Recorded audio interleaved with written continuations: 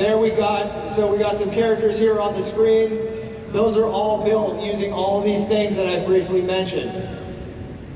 I want to talk to you a little bit about skin tone though. Skin tone's tricky because we want to apply it. We want to be able to customize it. We want you to have the ability to do whatever you want. So what you see is some really weird looking characters. We see a head with some yellow. Yellow's good in this case. What we're trying to do is we're trying to find the average skin color. Once we find the average skin color, we can figure out what that skin tone is, and then we can apply it. The blue means it's further away from the average skin tone. So when you apply your skin tone, it has less influence, keeping those high details, keeping the color, the blemishes, the imperfections. That middle one, that whitehead, that's where we get once we've extracted the data. It's now ready to apply the skin tone, which you see at the end.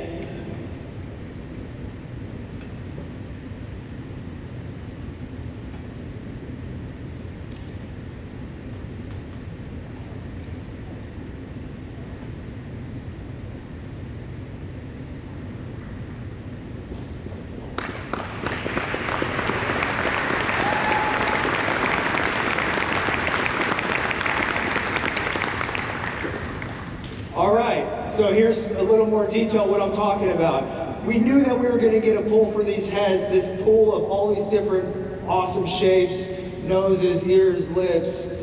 But now, with what we're doing currently, you can see that we have calibrated all of our source photos of our actors. And with that, we can figure out exactly what they're supposed to look like. And then once I extract and do the average thing, I'm able to get a value. And that value translates into a skin tone. And that skin tone translates into a chart that you can customize your character with. And what's great about this is as we grow our pool and we get more heads, we get more skin tones. So our skin tones aren't based on, you know, whatever it should be. What should it be? What does it look like? These are real data. These are real data that we get from these incredible clear angle scans and the incredible tech that is written by our staff. And the skin tone will grow along with our head data and along with our heads. And there's an example of me just applying it and showing that in practice. And now here's another look. Here's a couple more characters that I put together with this stuff. And here's what's great about that. I did that with our brand new character creator, character customizer for Squadron 42. Every head you see in here, which will also be applied to the persistent universe, so all heads are in the verse.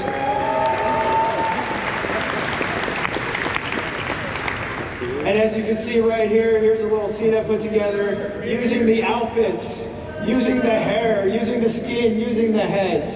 And I did that all with the new character creator. And here to show you that, in the live demo of the character creator, I'm going to bring back my good friend Sean Tracy.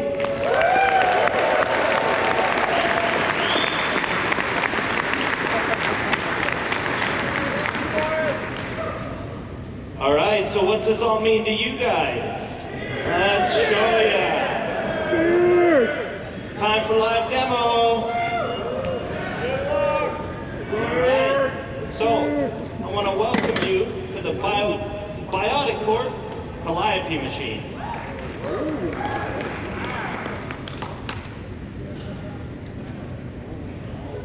All right, so here you can see we've got the, whoa, I'm getting feedback.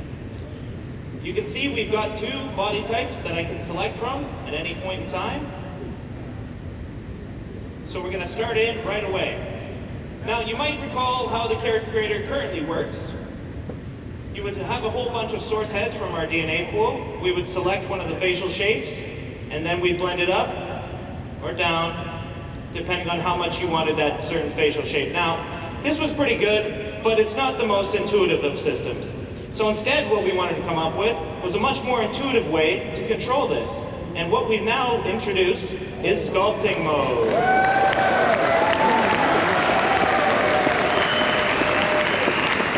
So quite interesting to know what's going on behind the scenes, and this wasn't an easy problem to solve, but our animation programmers and tech artists and everybody came together and they figured out a way to basically make it so that from the DNA pool, we're making a selection based on what you want out of it. So it's going on between all the different options. Now I'm going to start making some changes here right away. So I want to wind up the nose. You can see that it's all very intuitive, it's fast to use. I'm going to make the lips a little bit bigger here. There we go, something like that.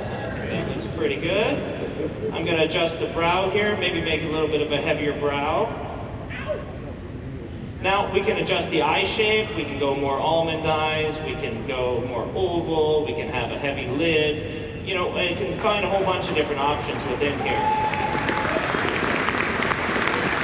So here, we're starting to look pretty good. I want to give him a little bit more of a hero chin. There we go, I'm liking that. That's cool. All right, so not to spend too much time on that, I want to show you some of the other features. And speaking of features, we go to our skin tone. So finally, you're not just selecting a preset skin tone, you can move through the whole gamut of the lookup table. And this is melanin and hemoglobin at the same time.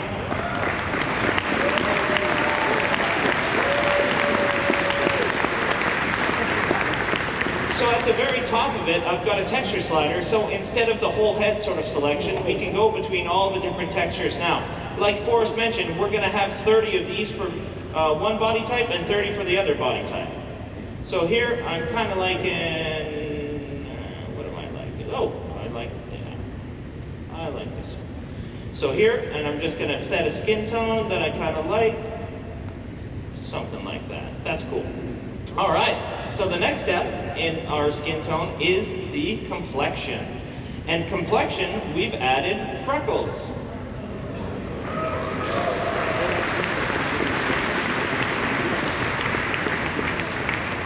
So here I'm just blending in and I'm blending out the amount of freckles. Now I've cranked it all the way to the top just so you guys can see it. But for my character here, I'm going to keep it kind of subtle, like this, but quite a few of them, something like that. We've also got sunspots. Now this is, you know, a little more weathered skin will give this sort of look.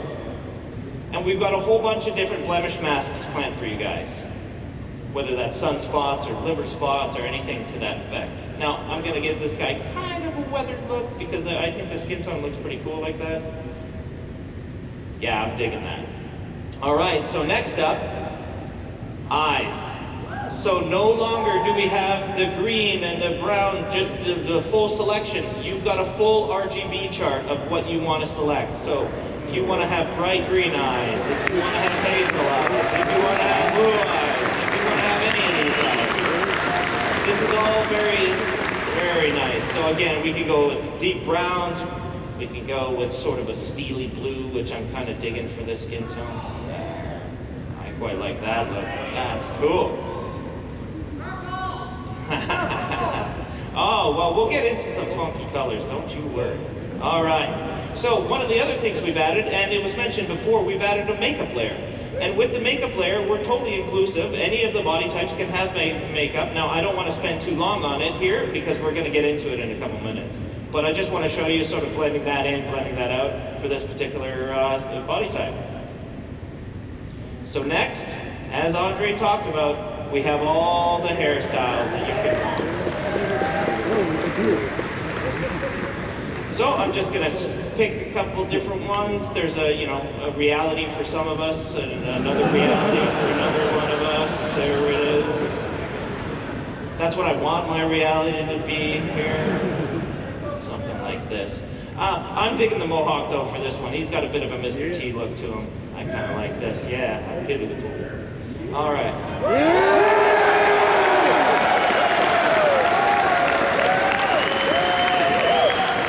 So it might go without saying that we've got beards now. So if you want to select a full beard, you can select a full beard. If you want just mutton chops, you got your mutton chops. You want your handlebar, you got your handlebar. All right. So we've got all the different beard types that you could want, and we're going to add as many as you guys really want. So I'm kind of digging the full beard for this guy. Yeah, I'm digging the full beard for this guy. Even further to that, we've got eyebrow selection, which is, I mean, you could go with no eyebrows. That's a very real. You could have bushy ones. You can have a little bit more, you know, normal, kind of straightforward ones. But it was mentioned before during the hair and with Forrest's discussion that we've got the hair dye as well. So with the hair dye, you can affect all the hair at once, and right now I've got all selected, so I can go through the gamut of all the different hairs, melanin that you can set. So here I'm just going to darken it up a little bit, and if I wanted to dye the facial hair, I could just dye the facial hair all by itself, setting a dye color here, something like that. But in the end, I'm really digging the jet black on this particular one. So I'm gonna frost these tips a little bit. I think that's gonna look kind of cool. Let's set a bit of a blonde here, turn up the dye amount. And then what's really cool about this, and I'll show this in a minute, is that we can actually control the fall off of it. So again, if I just want this on the tips, I can just put it.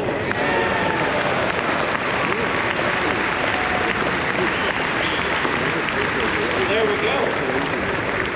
He looks a lot different than how that started, and I think that's actually pretty fun. Now, there's a lot of stuff in here, and I can't wait for you guys to explore it and spend as much time as you want customizing and expressing yourself as a character. So once you're done, you've got to sign off a personal declaration that the physical appearances that the calliope process has allegedly caused are okay with you. So let's go to our next body type. So I'm going to go to town here real fast, right away, and you might think it looks a little off or so, but I don't know. We're going to get there. Let's make some changes here. I'm going to adjust the bridge of the nose, maybe a little bit of the cheekbones here. That's maybe a little extreme. Let's go back here, something like that. And I'll make the lips a little bit smaller here, and I'm going to lengthen that chin for a little more of a triangle kind of face here. So you can see, you can tweak to your heart's content. You can spend a lot of time doing this. And I don't really like the brows. I like a little bit softer brow for this particular character. And that's looking pretty good to me, actually. So next, just like we did before, we go into features. We can do the skin tone. I'm going to select a certain texture here, just because we've got to get going on time here. Let's go something around here is looking pretty good to me. Cool. All right, we go into the complexion the same way that we did before. So we start with the freckles. And I kind of like a real freckled appearance on this particular character. And I'm going to turn down the sunspots. So we move forward to the eye color again. Ooh, I'm really digging the green. Yeah, like the green kind of look.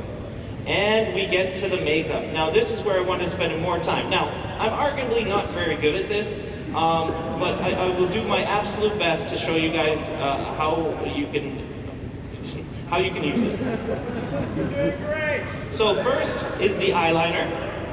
So the eyeliner, we can do any color. You can go as crazy or as chill as you want to go with this, but for this particular, I'm going to go quite dark here, just in the dark sort of fuchsias and purples.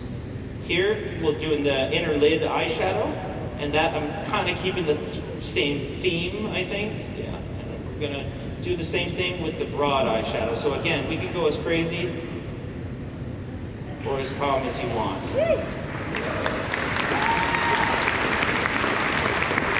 So what I've had good success in doing is kind of having it cranked, and then I just pull it back to a little more of a natural blend, something to this effect here. Next is the lips. We can do the exact same stuff on the lips. Now what we have is a whole bunch of different makeup masks, and you've got 3 different channels within those masks, so basically 3 different colors that are affecting different areas of it. Now for the lips, we can go with the same sort of theme if we wanted. And I think I'm actually kind of digging that. Let's go on the lip liner, a little darker. And then lips are a lot more glossy, so we can increase the gloss there, so that looks a little more like a lip gloss. Yeah, that looks pretty cool there.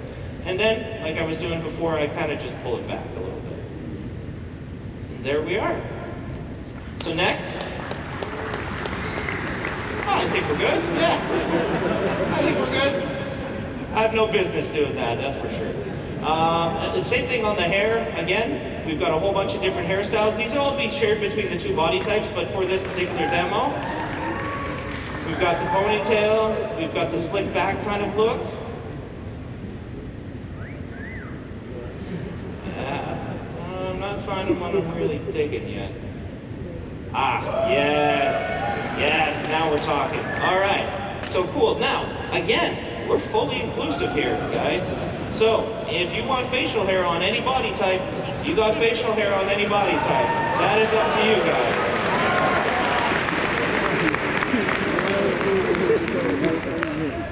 So on the eyebrows, I'm just going to leave them because we can't really see them anyways. But for the hair, I really like dyeing this hair a certain color, sort of, you know, something in the darker range. I'm going to turn that down. I like the nice jet black. Look at the makeup bounce out. That looks cool. I'm going to turn up the dye though, and I'm going to try to carry my same theme forward here. There we go. And then I'm going to give it a bit of a fall off, as we can do, so it's just on the tips there. So let's see that happen.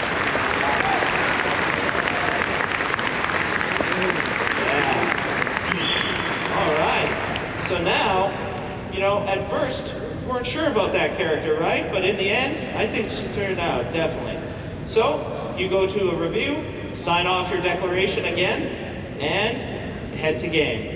So, you know, I'm really lucky to be able to sit in front of this, and again, it was a huge amount of work from tech art, engineering, designers, and specifically the squadron feature team that has done all this work.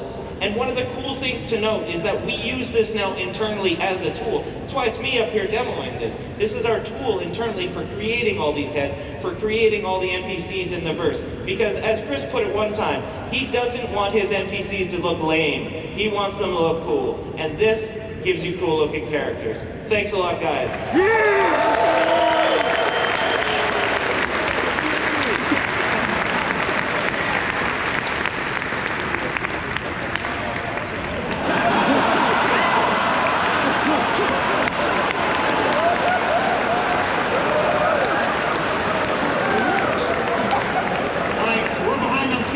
So let's welcome the Life in the First Person crew. Take it away. I'll be here. I'm busy.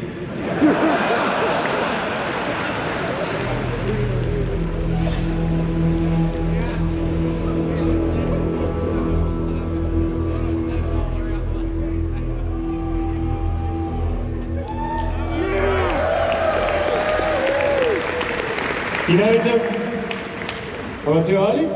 No. It's a real pleasure to be here at CitizenCon in person. I've had so much fun. Thank you all. But my name is Jens, and I'm here from Manchester. I'm going to talk to you about some improvements to play traversal. So we're going to start in 0G. We've been rebuilding the EVA experience from ground up.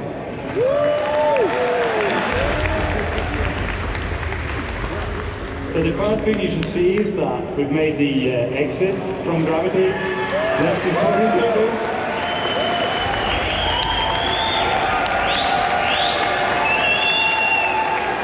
Oh, we got a big one. We made it. Alright, so we made the re-entry much more forgiving.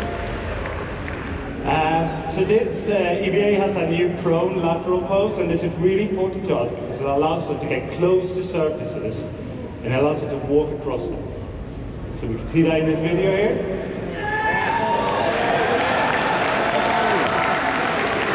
Okay, let's go through there. We're going to jump off. Okay, here we go. Into that, and this smaller profile lets us get into spaces we couldn't get into before, or not easily with the old EVA. We're going to traverse through here, thread the needle, and also the collision is much more forgiving. We're going to slide off at slower speeds, so we're not going to be spinning away. Okay, big reveal. Love this station, this is amazing. And we're also adding grips, so in interiors you might be able to hold on to grips to do interactions and walk between the grips to get better control. Now, thank you very much. So now prone has long been a problem motion set for us, right?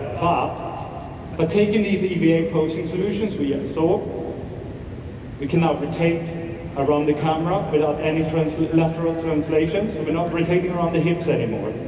And it allows you to aim much better.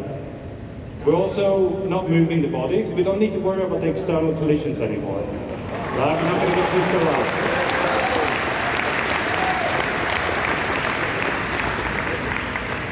Of course, prone isn't all about looking around. We want to traverse as well. So we're going to head down this vent. And here we put in a new collision style. So this is all about letting you have control in narrow, small spaces, smaller than this. We're going to be able to push around the corners. We're going to go around tight bends. And we're going to be able to reliably go up and down slopes. And this is where Prone led the way. So we then took this and we put it into the EVA. So if I turn off gravity here, which I'm not going to do, but if I did, the EVA would have been able to traverse the exact same place. And by having these motion sets so similar, we can exchange success between them. And that could then be done to other horizontal sets, like prone-like sets, for example, like the water wheel showed yesterday. We might be able to take you swimming there one day. So. Okay, we're going to move over from the horizontal to the vertical. So with ladders, we put in some new subtle and significant improvements. So we got midpoint markups. I'll let you enter the ladder. We're going to let you look around so you can do 360. We're going to let you lean on the ladders so that you can avoid obstacles or peek around corners. And this all got a full new animation set. It looks amazing, especially with all this beautiful star cloth. You know, you got both the hood and the cape there. It looks amazing. Okay, so with combat, we wanted to add more speed to the encounters. So what we've done is we've removed the weapon penalty, so you can move at the same speed with and without the weapon out. We've reduced the inertia, so you're going to be able to push up to your desired speed faster. And this is already in 320 and 321, and we've got more 320s to come. Right, so I didn't just want to talk about improvements. I've hinted at swimming, but I'm going to show you a different feature, right? So, sliding. So, with the power slide, you inject a burst of speed. This doesn't just take you from A to B faster. You're going to have a reduced profile, you become a smaller target. It doesn't come for free. You know, you're sprinting, that's going to cost you stamina. You're sliding, that's going to add some stamina cost.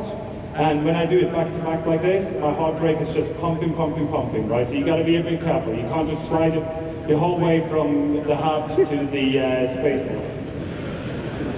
Okay, so another thing that was really important to us is that with the slide, it's a short duration, but we want interactivity as soon as possible. And that's true for all our motions. I'm going to go through all of them and give you interactivity. So with the slide, we want you to be able to aim around as soon as possible. The moment you hit the ground, you're going to be able to aim around, right? And the direction is locked, so if I was to slide from one end of the stage to the other, I would be sliding this way, but I'd be looking this way, right? I'd be looking at you guys, hey. But while I'm sliding, I can hip fire, and as I come out in the exit, I can ADS, I can lean, I can go back to sprint right away, so I can do back-to-back slides, like we saw in the last video.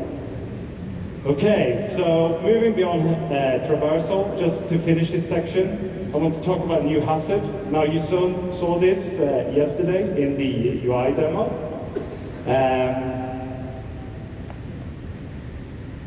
I lost my phone. Phone? Can you press the button? That's it. Okay, radiation, right. So radiation, for that, it's a new addition to this active status system. And we need to look at the bottom left here. So in the middle, you got the amount of radiation that being pushed on your body. If you have a directional source, it's based on your body surface and your distance to that source. So by going behind the cover here, I can completely cut off all the radiation. So I can use that.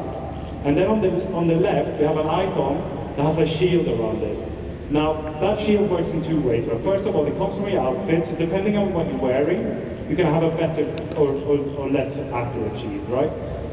It has a threshold. As long as your radiation doesn't exceed the threshold, the shield will hold true. It'll scrub all the radiation off, and you can stay there as long as you like. But as the shield starts peeling off, when the radiation gets higher, the shield will peel off. And the radiation sickness kicks in right at the end of the video here, and my health just deteriorates super, super quick. So yeah, that's not great. Okay, so we're going to see some more radiation in the next section. So I would like to welcome Inesh up on the stage. Thank you very much, everyone.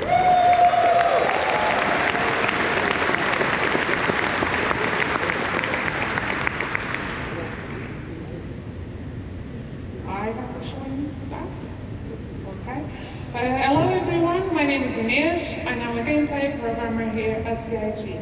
And I'm here today to tell you all about, thank you. I'm here today to tell you all about the features we've been working on to improve the player interaction experience with the physical objects in the world. So let me start by telling you what we've made to make it easy for you to identify and interact with the objects in the world.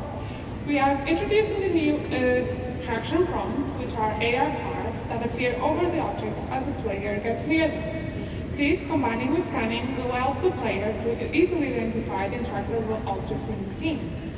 So we have improved the algorithm that our interaction system uses to determine the current item in focus. So you'll have a smarter detection and selection as you move around and look around the scene. So the prompts will show you the active interaction and the key bind that you can use to quickly trigger it like you see in the pictures. So we are trying to minimize the friction of the player to interacting with these objects. You no longer have to go into interaction mode to bring up the cursor and drag it over and to select using the inputs. So we're removing that.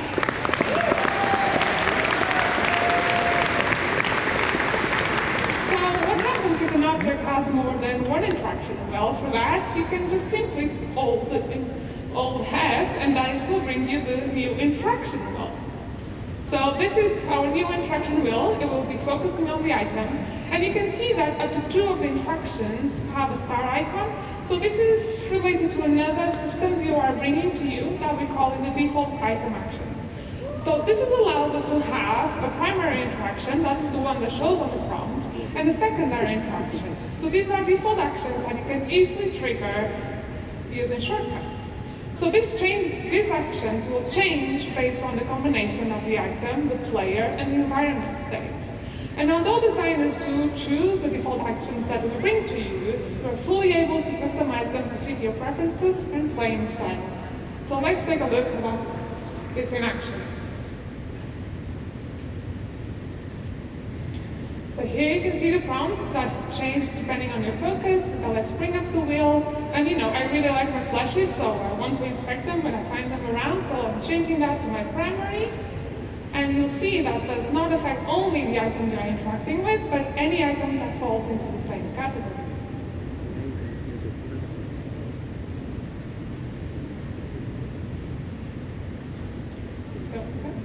Okay, so I've shown you some features that improve.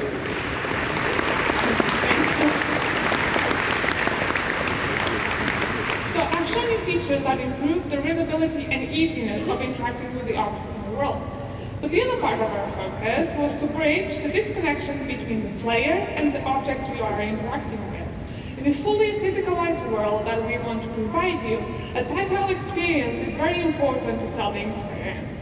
So we've introduced a new system that allows us to play animations on the player of actually reaching out and physically touch the objects in the world.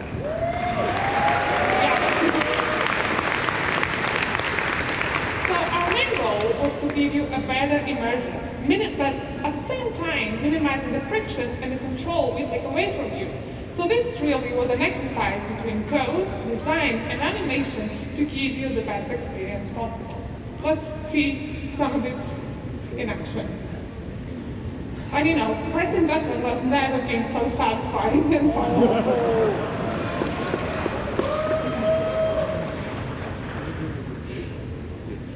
I just kind of like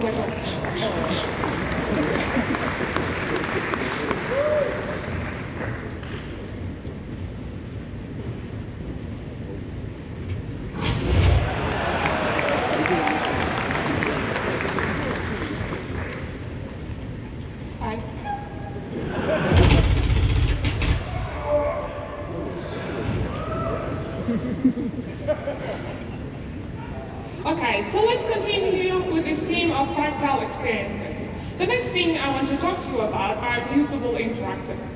So usables are objects that have existed in our game for a very long time. And designers have had a variety of tools to build these really interesting and complex sequences for the AI. But up until now, what we could do for the player was very limited. So this past year, we've been building up our tools that we provided for designers, that designers could build these really interactive experiences for the player. And the advantage of using the usable system is that anything that the player will be able to do, the AI will also be able to do. So let's have a look at a simple demo that one of our designers put together to see what we can now achieve. So in this scenario, the player has to go forward and can't go forward because of the temperature quadrant. So you have to go over to the valve to turn off the water. So before we could maybe play a simple animation when you contract it, but now designers can give full manual control to you. So you, by pressing specific inputs, you will be driving the system. So but this is not enough. We needed to be able to give designers a way to translate what the player is currently doing and affect other objects in the world in specific ways. So this is what is happening here. As the player is turning the valve, is controlling the flow of water that's coming from the pipes. And what should happen when the player is no longer in control? Do we want to keep the state, revert back to the initial one, or maybe trigger something else altogether?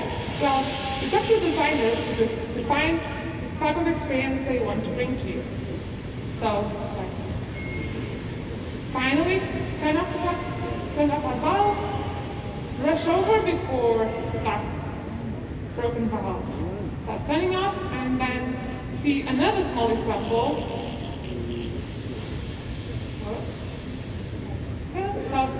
See another small example where you won't be able to open the door by pressing the button, but you have to manually interact with our pump and manually open it. So you'll have to time your inputs to slowly open the door. So this is just a small taste of the level of interactivity that we can now have with these objects. We had really nice results for Squadron, for the mess hall line, and I can't wait to see what the PU designers will create and bring out to your hands.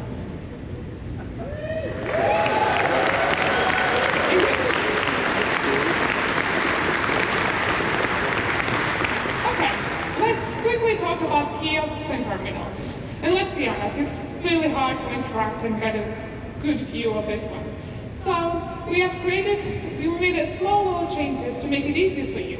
We've created a new focus mode that will walk the player to perfectly align with the kiosks. So we can better perfectly frame the screen on the viewport. At this point, the interactive screen will steal the input focus until you actively choose to leave. So let's take a look at this in action. And look at that when you trigger it.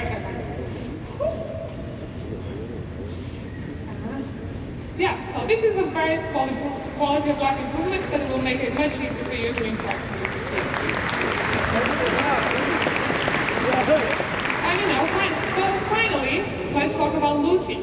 This is our new looting screen. It's not replacing the inventory, but it will be used when you're looting the body or any other lootable that you find in the world.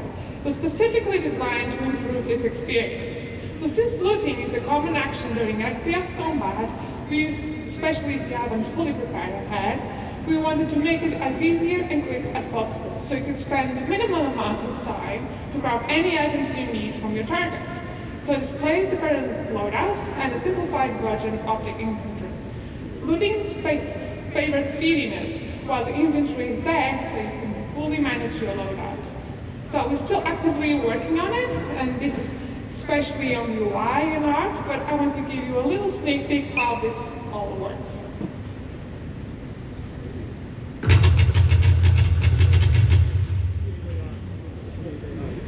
Okay, let's go over to whatever.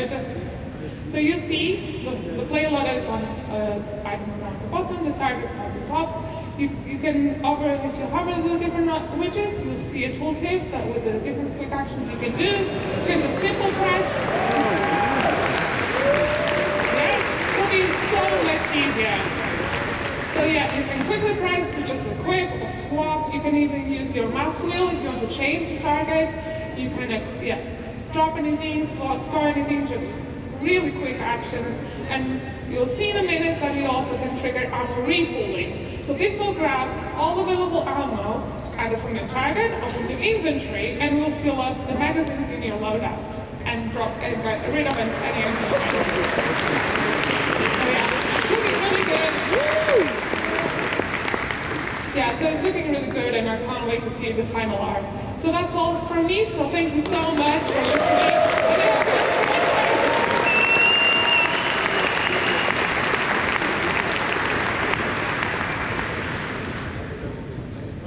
Hello everyone. For those who cannot remember, my name is Jens, and I'm now going to talk to you about some changes we made to our stealth gameplay, and I'm going to give you an update on weaponware.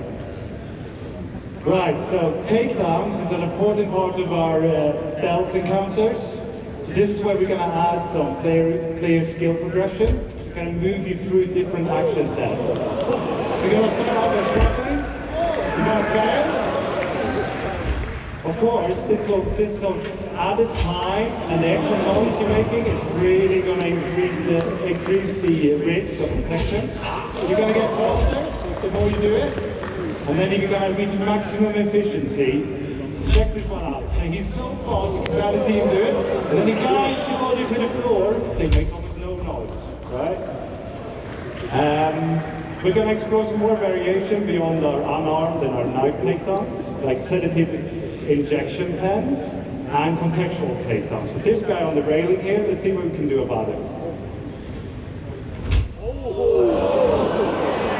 So by using the environment, we can do a more efficient takedown than maybe our skill level would allow.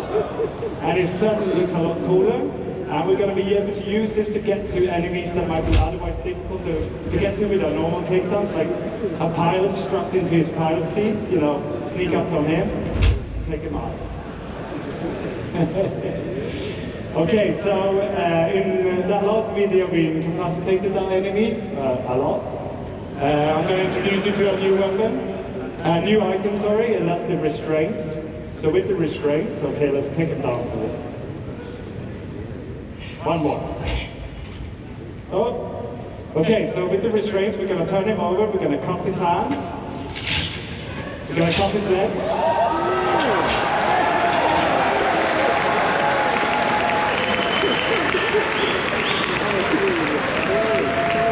Now if he wakes up, he can't chase us down, right? But he could call out for help. So what we're going to do as well is we're going to add places in the environment where you can stash your body. So you can hide it, either unconscious or dead. And then that way it should be easier to remain undetected and keep you in that stealth mode. Now this is another thing we talked about in the UI demo, which is the ping. And we saw it in Inesh's presentation, and she did a short ping to highlight a door pipe. Now of course we allow you now to charge up that ping, and by doing so we can see further, and we can see through obstacles, and we can populate more information into our data bank. That then shows up in our box arts here, so you get the name, and you maybe get the race, and maybe the faction, and you can use this information to figure out where's the weak link, which enemies can I take down without being discovered. There's a risk here, okay? So there's a charge up time. Means you can't do it all the time. It's going to recharge slowly. You see the bar at the top slowly going down. Until that goes all the way down, I can't ping. I can't even do a short ping. And it's going to spike my emissions or my signature. And so an enemy with the right equipment or tech level might discover me. Okay, so let's move on to some talk about weaponware.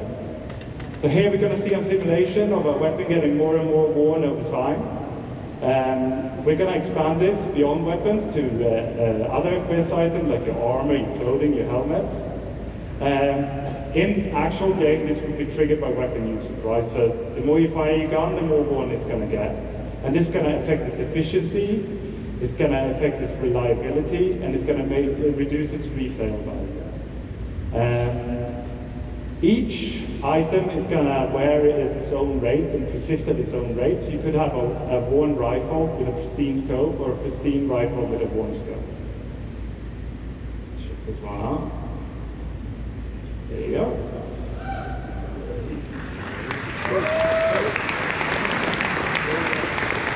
So the geometry isn't the only thing that are going to change as your weapon wears. So here we're going to see a pristine Gemini pistol in the little window and a worn one in the big window. And you can see the visual effect belching out smoke there because it's very worn, right? It's telling you, you know, it's time to get this one changed. And you should be able to hear the audio as well. It's gets growling.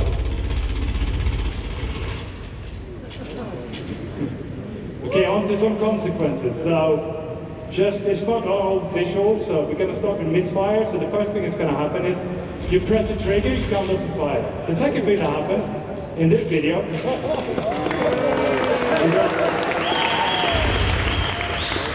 I hope you guys know what's happening. So you go and then it goes click. That's the bullet getting lodged in the chamber, right? So we've got to fix it. It's telling us to fix it. We're hitting the button, we're hitting the button. Our enemy's firing on. So you've got some options. You don't have to fix it. You can hold the new gun, you can pull out a new gun. You could use that new looting interface they net show to grab a better gun.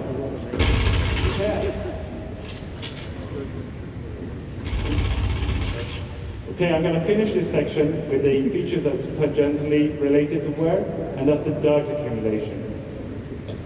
So here again, we're going to see a simulation of dirt accumulating over time on the same rifles we saw before. But in the actual game, this would be based on your activities and the environment you're in. So if you're running around in a sandstorm, you're rolling in mud, you leave your gun outside proper storage, it's going to accumulate dirt, and that's going to increase the rate at which it wears. So the dirtier your gun is, the faster it will wear out. And this is true for other bioaccumulations, like frost. So let's take a look at this one as well. Oh, or not. Okay, so yeah, so in the future it's going to be really important that you keep your guns clean and repaired. I'm now going to welcome Zach on stage, and he's going to talk to you more about the FPS weapons. Thank you very much.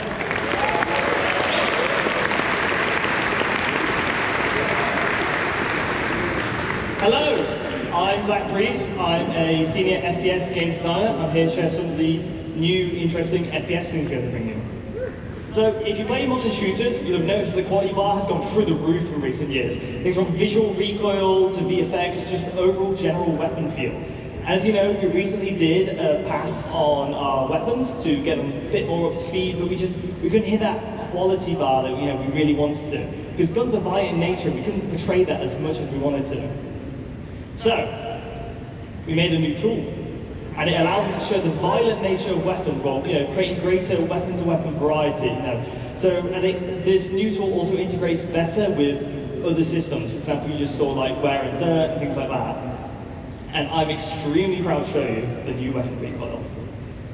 So this is the old V4. It kind of falls a bit flat. You're not really getting that like oomph that you want.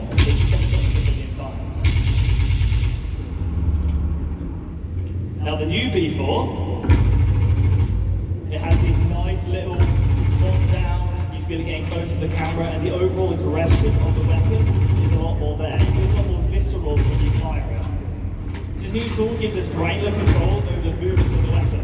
So essentially what we have in one of our tools now is almost an animation tool, where we can control the rotation of the. This is the old PA SMG. This is a new one. In general, it's bringing the house down.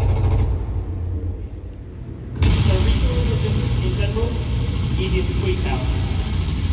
And they're a lot more impactful, and we can create weapon variety in just far new, more and interesting ways.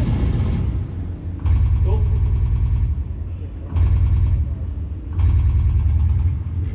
Okay. Thank you very much. Yes.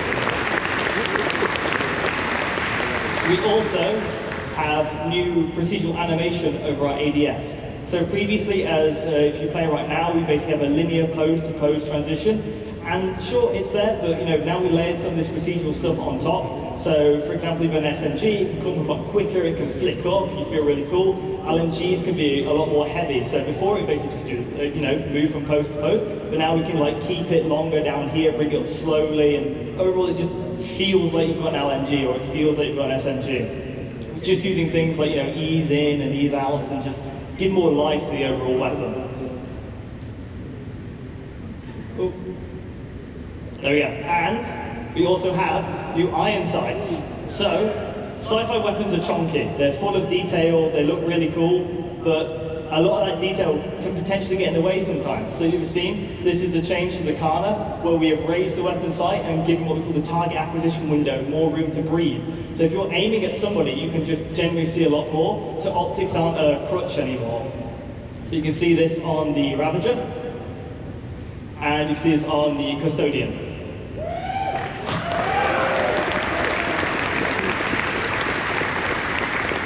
Now, weapon functionality changes. So as you imagine with the new recoil tool, we're going to do a pass on the existing weapons. We're going to look and feel great.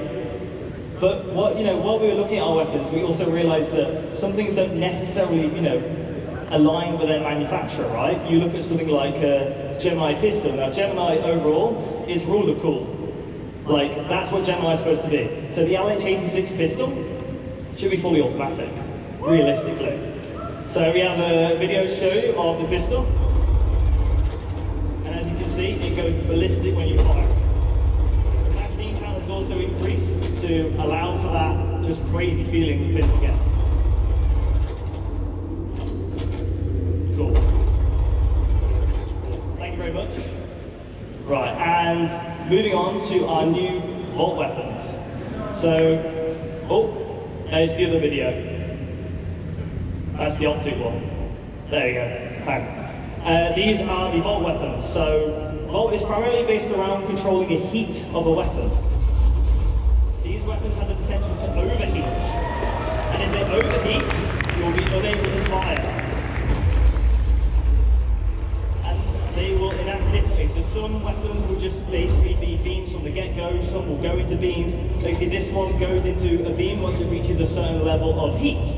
And it's really fun because these are quite powerful weapons, and you basically want to manage the heat and keep it in that ideal spot. Okay, cool. And scope improvements. Now this was shown yesterday, but I want to dig in a little bit more with this one. So,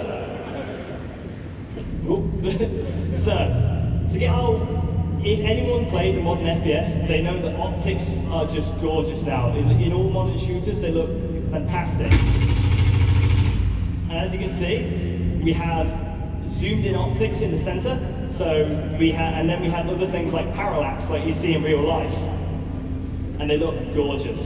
And so in general, all our sights and scopes have been overhauled to be more realistic, with things like parallax, pincushion distortion, and things you'd expect from having a scope in general. And it differs manufacturer to manufacturer, right?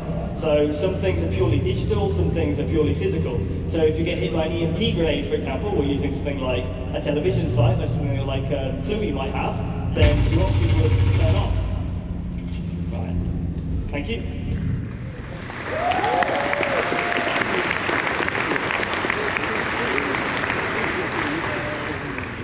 And weapons are ultimately as only good as they sound. I'll be quiet for this next bit, but as you know, we've done a lot of work on our audio propagation systems and just in general how guns sound. We've also switched out some noises and made them feel a lot more beefy.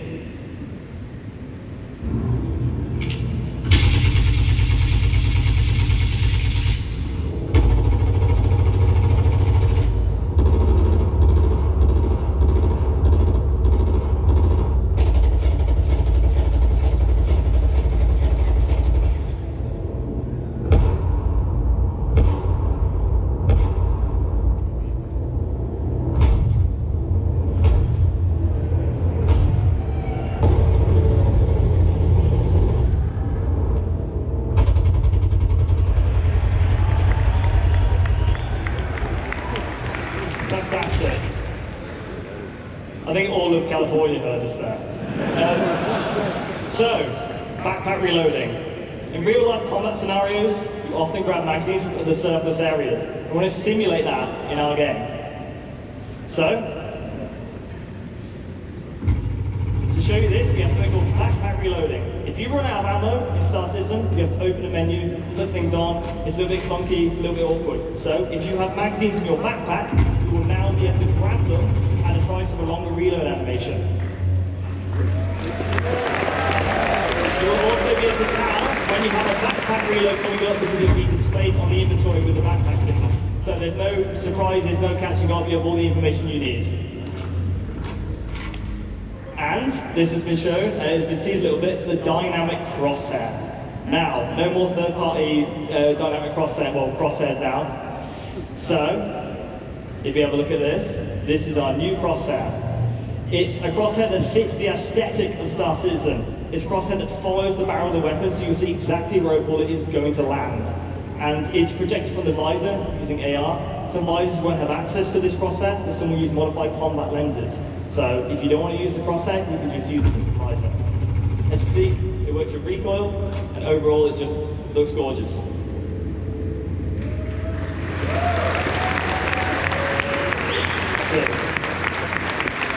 On to more data things, we're going to provide an improved PvE experience. The accuracy calculator for NPCs is coming over from Squadron 42. Some people have been playing it in the menu in here, and I've been harassing them, whoever's doing the hangar mission, to get their feedback, and it has been overwhelmingly positive. We also have new NPC archetypes, what technically called the Juggernaut, which is basically a very high damage resistant enemy that has an LMG or a shotgun. As soon as they see you, they fire, they walk up to you.